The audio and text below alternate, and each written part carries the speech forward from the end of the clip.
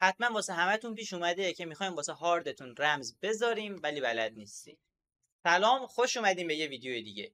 امروز میخوام یه بار واسه همیشه این معضل بزرگی که همه دارن رو حل کنم که چجوری رو هارد اکسترنالمون رمز بذاریم. مهمترین معضلی که هممون داریم اینه که وقتی هارد اکسترنالمون رو توی یه محیطی به اشتراک میذاریم مطمئن نیستیم که نکنه کسی این رو برداره به لپتاپش وصل کنه یا کامپیوترش و از اطلاعاتمون سوء استفاده کنه. بهترین راه واسه اینکه این مشکل رو حلش کنیم اینه که رو هاردمون رمز بذاریم. هاردی که تو این ویدیو قراره استفاده کنیم مدل وسترن دیجیتال المنت.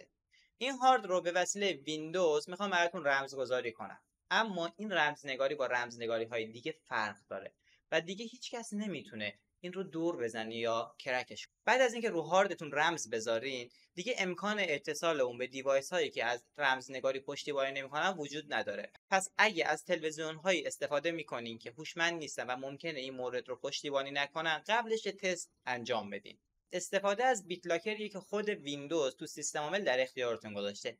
این بیت لاکر از ورژن های ابتدایی یعنی ویندوز 7 در اختیارمون قرار داشته و میتونستیم ازش استفاده کنیم. همین حالا هم شما میتونیم با این قابلیت روی درایو های دیگه‌تون هم رمز بذارید. حالا ما از این قابلیت استفاده میکنیم و رو هارد اکسترنالمون رمز میذاریم. مراحلش هم خیلی ساده است که با هم میریم و توی ویدیو میبینیم. اولین کار وارد فایل اکسپلورر میشیم یا همون مای کامپیوتر. بعد درایوامون رو اینجا میبینیم که میتونیم ازشون استفاده کنیم و رمزنگاری کنیم. من هارد رو متصل کردم ولی هارد چون بیشتر نصفش پر بود ساعت‌ها زمان میبره که اینکریپت بشه. حالا فلش رو وصل کردم که توی این مرحله کامل تا آخر با هم جلو بریم. ببینید دقیقاً عین همه، هیچ فرقی با هم نداره. پس کلیک راست میکنم، شو مور آپشن رو تو ویندوز 11 میزنم. اگه ویندوز 10 هستین یا پایینتر مستقیما همین منو رو میبینین. گزینه ترن آن بیت لاکر رو انتخاب میکنیم. یه کوچولو طول میکشه، بستگی به حجم دیتایی که تو هاردتون داره این مورد طول میکشه. بچه‌ها حواستون باشه وقتی داره هارد رو رمزنگاری میکنه به هیچ عنوان دستگاه رو نکشین، چون وسط رمزنگاریه ممکنه کل اطلاعاتتون بپره و شانس بیارین که برقم نره. پس یه جایی استفاده کنین که سیستمش روی UPS وصل بشه. خب میگه چجوری میخوای استفاده کنی؟ یوز پسورد کنیم واسه آنلاکش، یا اینکه اصلا اسمارت کارت استفاده کنیم. اسمارت کارت رو بی خیال، مثلا از کارت های مثل فلش و یه چیزا استفاده میکنیم که یه کلیدی توشه و از طریق اون میاد میخونه. کار نداریم به این موضوع. میخوایم ما از پسورد استفاده کنیم، مینیمم 6 به بالای. من میام 8 رقم رمز بذارم: 1 2 3 4 5 6 7 8. این از این 1 2 3 4 5 6 7 8.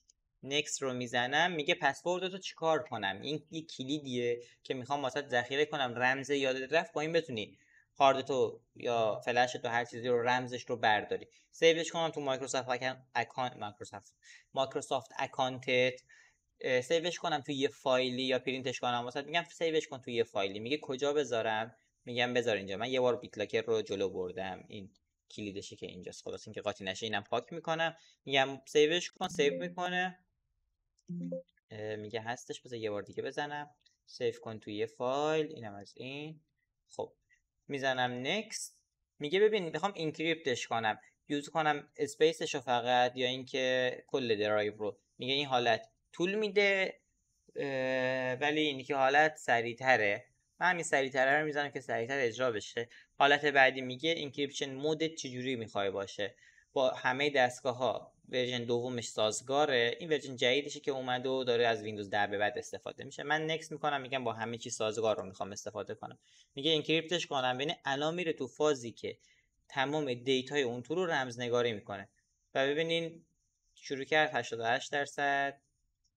خب الان ببینین اینجا به من اخطار داده که به هیچ عنوان هارد تو یا فلش تو جدا نکن و از این سمت هم گفته که چند درصد رفته جلو. مرحلش طول میکشه هر بار که بخواد جلو بره. خب میبینیم که اینجا الان اینکریپت کردنش تموم شد و درایومون اینکریپت شد. خب من وارد درایومون بشم. قبلش بیام اینو ببندم، کلوزش کنم و میبینین که خالی بود و کلی هم طول داد. حالا اگه بخوام اجکتش کنم و دوباره متصلش کنم، خب میبینیم وصل شد و اجازه دسترسی نداشتش. علتش این بود که روش رمز داره. میبینی که این قفلم اینجا هستش. حالا من روی این کلیک کنم، میگه رمزتو اول وارد کن بعد اجازه میدم که وارد بشی. من رمزم رو وارد میکنم. و آنلاک رو میزنم. میبینی که فلش باز میشه و الان من بهش دسترسی دارم. اینجوری میتونید روی فلشتون و حالا هارد اکسترنالتون رمز بذارید. مرسی که تا انتهای این ویدیو همراه من بودی. امیدوارم که تونسته باشیم با همدیگه رو هاردتون رمز بذاریم و امنیتش رو چند برابر کنیم. یادت نره که این ویدیو رو لایک کنی و حتما واسه دوستات بفرستش.